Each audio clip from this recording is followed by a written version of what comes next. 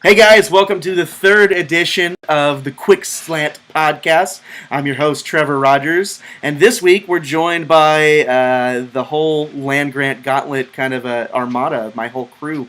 Let's welcome Chris Ross, Robert Whetsell, and Gerald Tracy. Thank you guys for coming on board. This should be a lot of fun.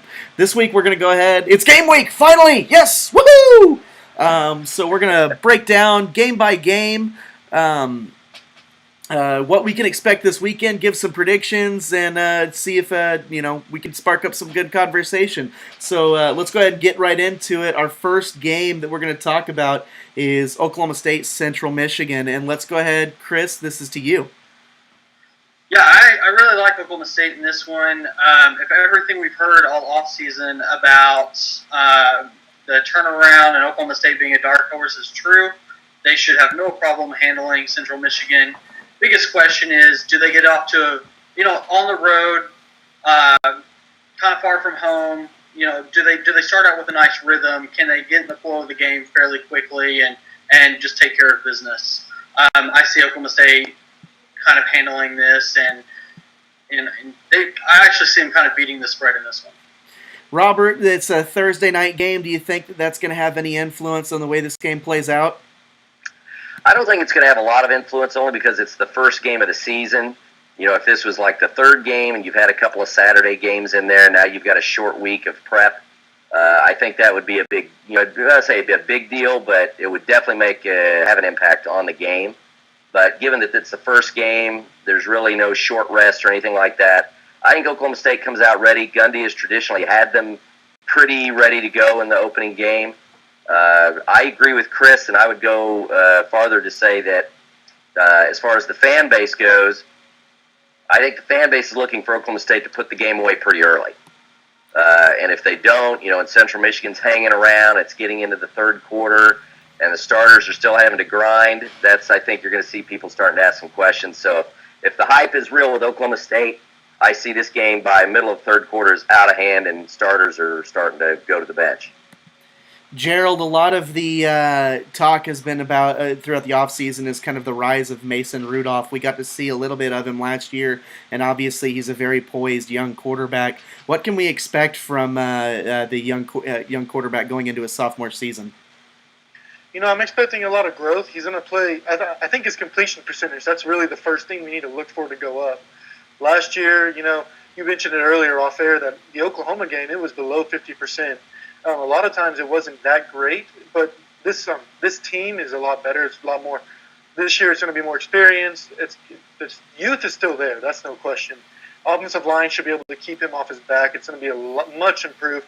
And I'm really looking for that core three of running backs to just come in and really take the pressure off Rudolph.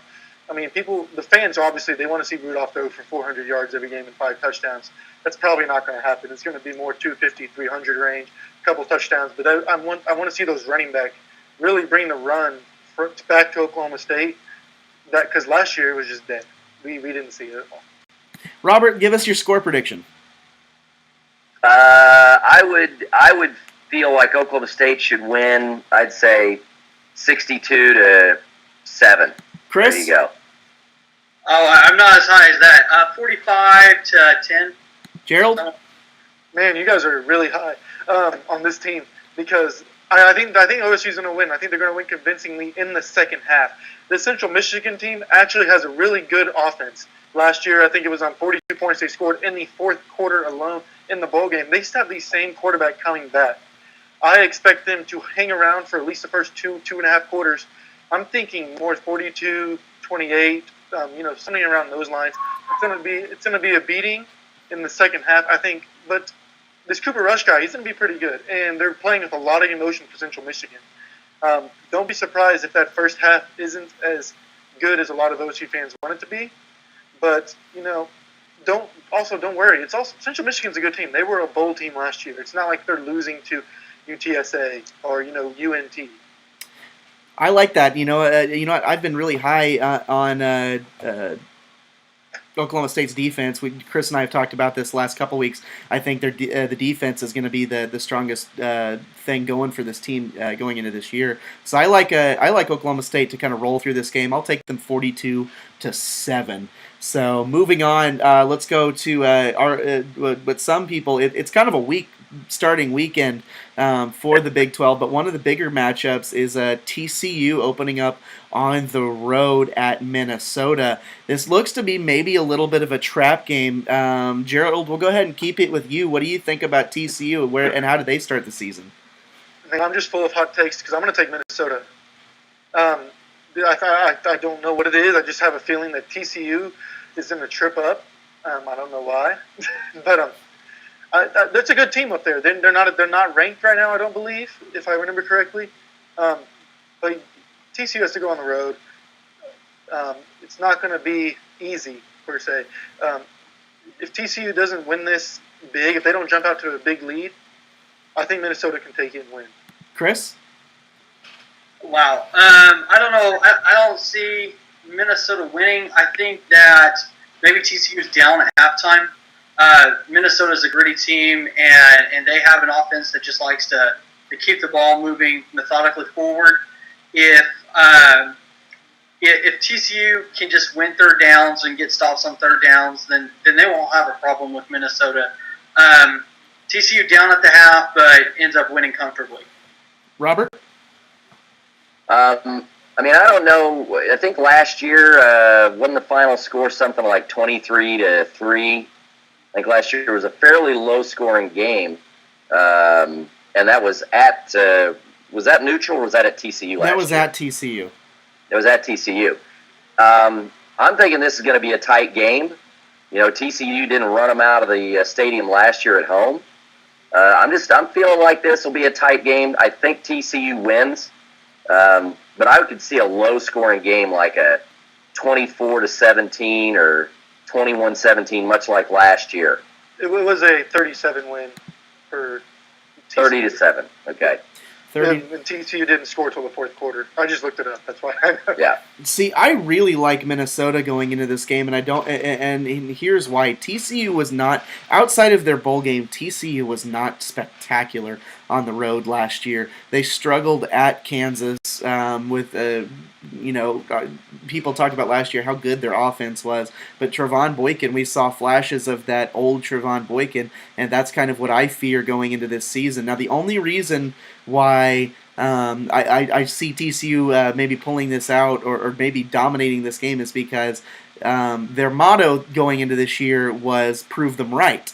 With everybody obviously has the hype. A lot of people feel like they were left out of the college football playoff, and Minnesota isn't a pass-heavy team.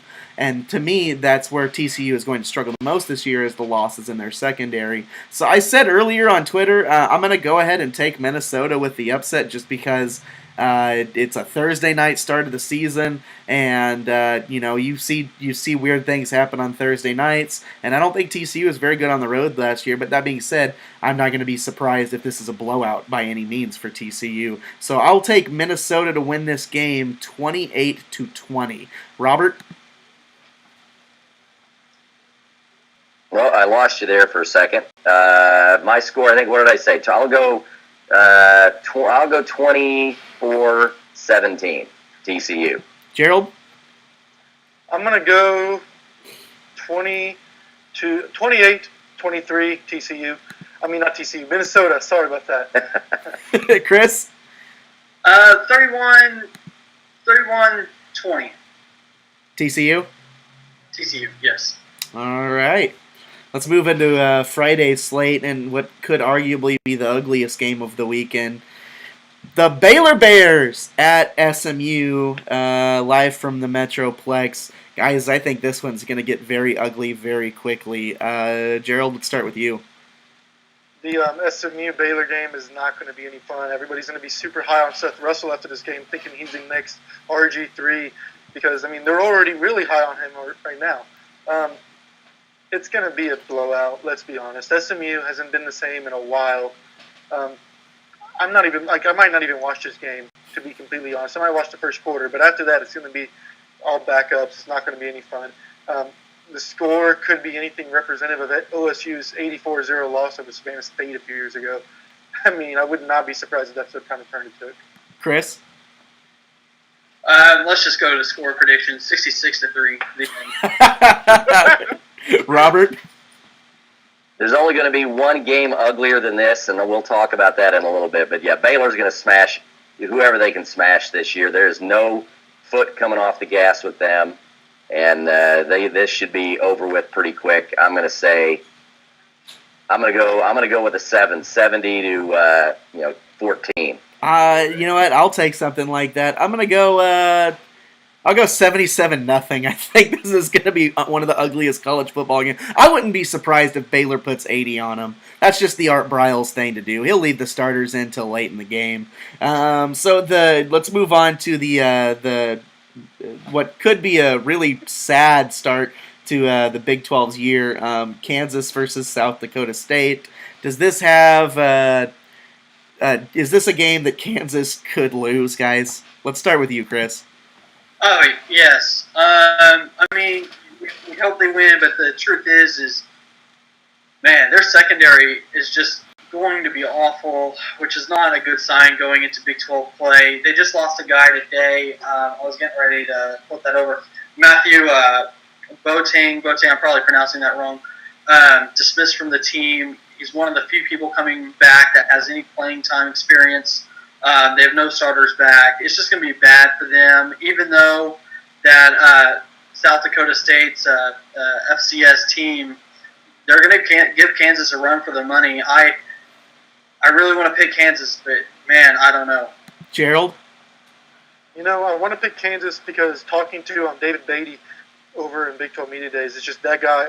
I feel like he's going to bring maybe not like a 10, 11 win season to Kansas, but, they'll get back to 6 or 7 wins, a Texas Tech level program, because that's about as high as they can go right now. But I'm going to take a loss. I don't think this Kansas team has what it takes to win at all this year, to be completely honest. They're missing a lot. I believe they have 60 scholarship players, something below there or around that. It's not going to be pretty in Lawrence this year until basketball season comes around, whenever they win their 12th Big 12 championship. Robert?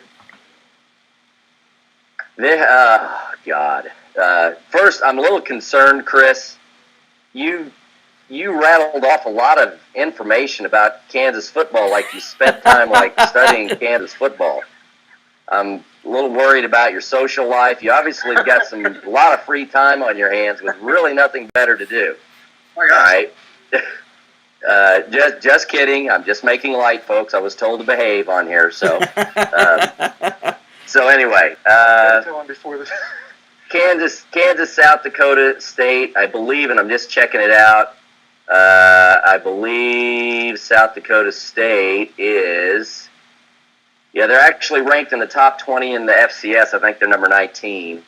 I'm going to call it a loss, and this is, you got to prove it to me, Kansas. You got to prove it to me. I mean, I got to see it. I completely agree. I'm going to give David Beatty the benefit of the doubt here. He said all the right things at Big 12 Media Days, and obviously saying all the right things and doing all the right things are different. But I would like to think that there's going to be, these guys at Kansas, they've got to have maybe some newfound enthusiasm being away from Charlie Weiss. It's an FCS school. There's a little bit of pride on the line here, and I'm sure Beatty's probably putting it in their heads, saying, guys, let's not let the Big 12 down. So I'll take Kansas in this game to win 28-10. I will say something. I mean, if you're doing something on that day, and you don't want to watch Baylor just throttle SMU, that might be more of an interesting game. Chris? Absolutely agree with that. I'll be tuned into that one before I tune into Seth Russell bombs. Kansas plays Saturday. Okay, I didn't know there were different days. That's my fault on that one. All right, let's go ahead and move on real quick. Let's go ahead and move to Texas Tech. New year, another Cliff Kingsbury drama. Sam Houston versus Tech. You got to think that the Red Raiders, there's a lot of hype going into their defense this year, saying that the defense is much improved, but there's still a lot of question marks. Chris, I guess we'll go ahead and start with you. Yeah, I like everything I've heard coming out of Texas Tech's camp. David Gibbs seems to have the defense kind of moving forward, and they might actually have an identity this year, which is something they haven't had before. So even if it's just a small bump or a small incremental boost, then I think we'll see an improved Texas Tech this year. Sam Houston State, I believe they're in the top 5 of the FCS. That's where they finished third. They're ranked 3rd going into the season.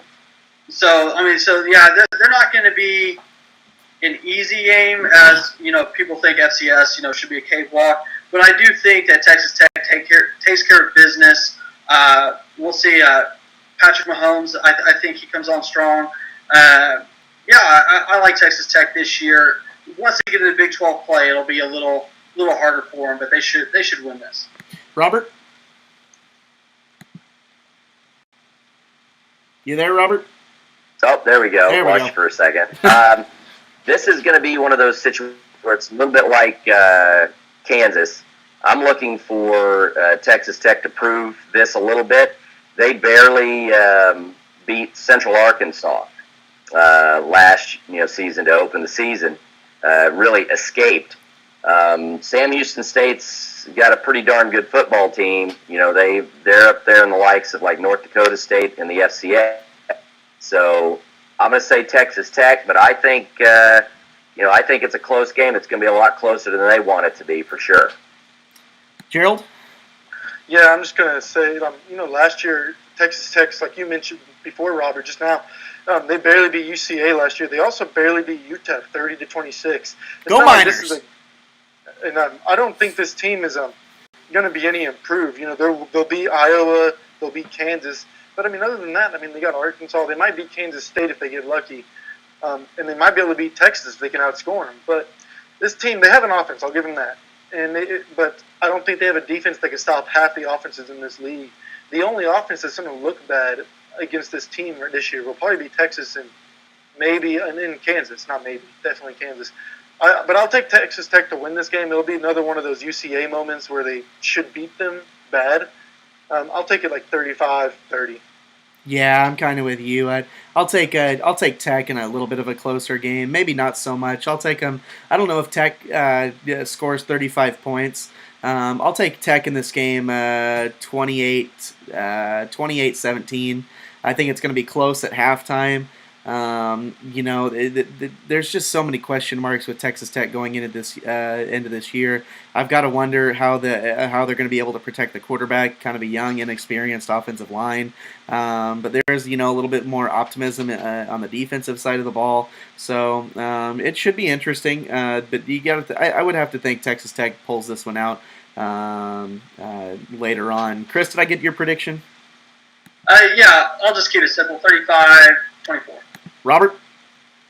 35-20. I'm going to say 35-28. All right. Well, let's move on. We're going to go ahead and go to Oklahoma, Akron. Lot of question marks for the Sooners going into this year. High expectations in 2014, low expectations in 2015.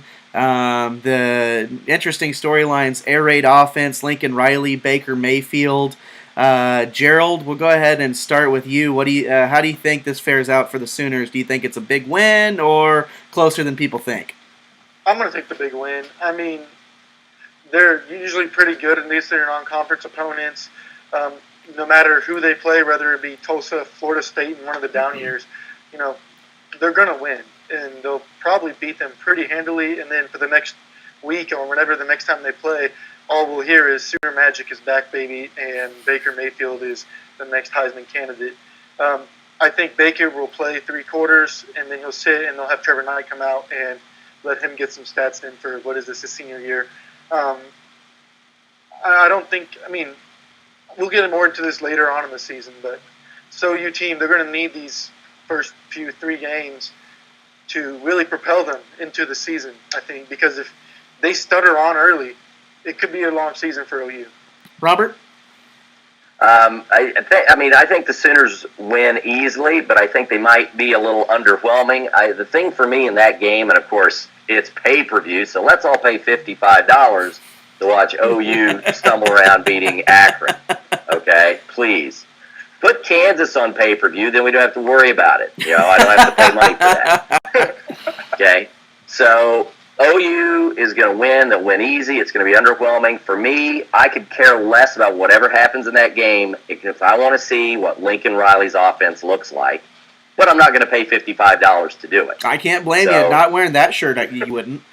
No. And I just, I don't want anybody to be mistaken here, about anything. But yeah, OU wins. I think they win some, it'll be like a 45-10 or 45-7, a little underwhelming, but I think you're absolutely right. We're going to have to listen to OU fans all week about, Baker Mayfield and all that nonsense. Yeah, and I'm not even just saying the fans. I think it'll be like, Jake Trotter and them over there, because, they're going to be covering that game.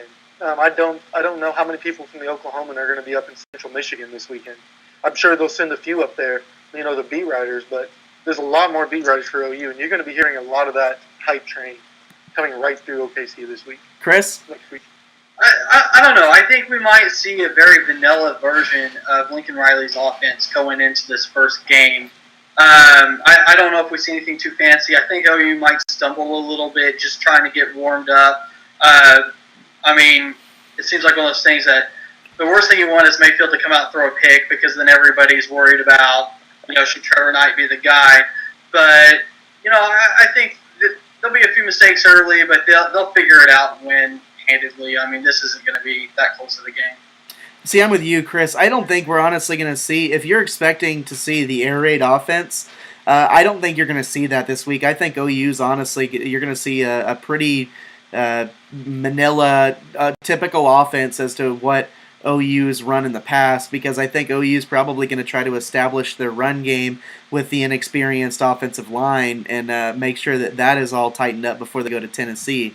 That being said, I think you will see them open it up a little bit, in the sense of, I don't think you're going to see a lot of passes to one guy. I wouldn't be surprised to see 8 or 9 guys have receptions in this game. But I still think it's going to be, I don't think the playbook's going to be opened up very much. They'll run a lot of the same schemes. I like OU in this game to win big. 45 points. You're right. There's going to be a lot of people down here in Norman that if OU wins by 50, 60 points, Sooner Magic is back. But it's going to be one of those things. We could also hear quite a bit about Joe Mixon next week. Yeah, absolutely. I think this will be like his coming out party. Obviously he's missed a year, so it really is his coming out party regardless. But as you said, you expect a very Manila offense in this game. I do too. It's going to be a lot of running. I've been saying it all offseason. OU should run the ball 70 times a game and throw the ball 10. But I think they will give Mixon a lot of carries and let him score a touchdown or two. Have P. Ryan do the same. I noticed that Ross isn't the third string running back anymore, but I still expect him to get some carries. But I'm taking a 45-10, 45-17 win also. Robert? I think 45-7, and I again, that's why I'm so interested in. I'd really love to be able to see the game for that reason, that Lincoln Riley air raid with an offense that's really, the depth on that offense and the strength on that offense is at running back. So you've got an offense that's really set to run the ball. And, you're looking at a guy who's an air raid guy. So I just think it's going to be fascinating how that unfolds as we get into the season. Should be fun. Let's go ahead and move real quick to Kansas State, South Dakota. Robert, I'll keep it here with you. Kansas State rebuilding year. Should we expect anything out of this game? Kansas State, in years where they're not, even when years when they've had pretty good teams, have had notoriously bad starts against a team like South Dakota. So honestly, I think they should win the game somewhat easily, but I wouldn't be shocked if they kind of stumbled around in doing so, because they've had some rough starts against some 4 teams in the past. Gerald? I would say out of the bottom tier teams, this is the game that interests me, if not the most, the second most. Because, we just talked about how OU, they have these guys. They're not going to show off a lot of things. And I don't think Kansas State will show a lot of things. But I think that Kansas State has a lot of guys that need to come in and get that experience.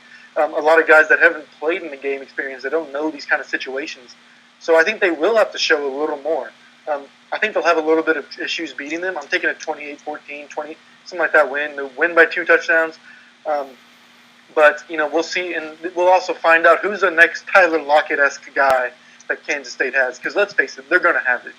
They're going to have someone that is a playmaker that can do something on offense or defense or on special teams. If it's just one guy who could change a game. And I'm looking forward to see what that team is, what they do. Chris? Yeah, I expect Kansas State to take a step back this year, kind of end up there in the bottom tier of the conference. They should win this one all right. I think that kind of what Robert was talking about, Bill Snyder, absolute legend, and no one prepares better in 1 week's time. But when preparation's longer than that, the playing field's kind of level. He doesn't get that same advantage. And yeah, they could have some issues here in this game. They should win handedly, but kind of a closer game too. We got to move this along. 7:30 NBC. Chris, I'm going to leave it here with you. Probably the most interesting game of the weekend, Texas and Notre Dame. Notre Dame, some people have them as a playoff team. Texas definitely on the outside looking in the Big 12 this year. What can we expect out of Charlie Strong and the Longhorns this year? Texas wins this game. Wow. I'm going to go ahead and go with that. I keep thinking about it. I'll let that soak in for a second. But Texas wins. They all they've heard about is how they're going to get beat this game. They're going up, no pressure, nothing. They're as fresh as they're going to be. I do think they struggle in Big 12 play. I think they might open the Big 12 0-3, but I think they go up there and they still win and get Coach Strong some much needed support. But then the question for them will be later in the Big 12. Gerald? All right. See, I kind of almost agree with Chris, only not on the win part. I saw a comparison on Twitter. I can't remember who right now, but somebody, I think it was one of the ESPN guys, Chapman maybe, compared the Longhorns to last year's Cowboys. Very young. They're going up against a team that should be pretty good in Notre Dame, just like OSU had to do against Florida State. And Notre Dame, Florida State should win that game. I think that Texas will be very competitive and they'll get close to winning it. But I have Notre Dame winning it. I think what's going to keep Texas in that game is the defense. It's not the offense. It's going to be like a 21-14 game, guys. It's not going to be very high scoring. So it should be exciting. But I do have Texas losing it, and I have them 6 games win this year, simply because the bottom half of the Big 12 is probably going to be pretty weak. Robert?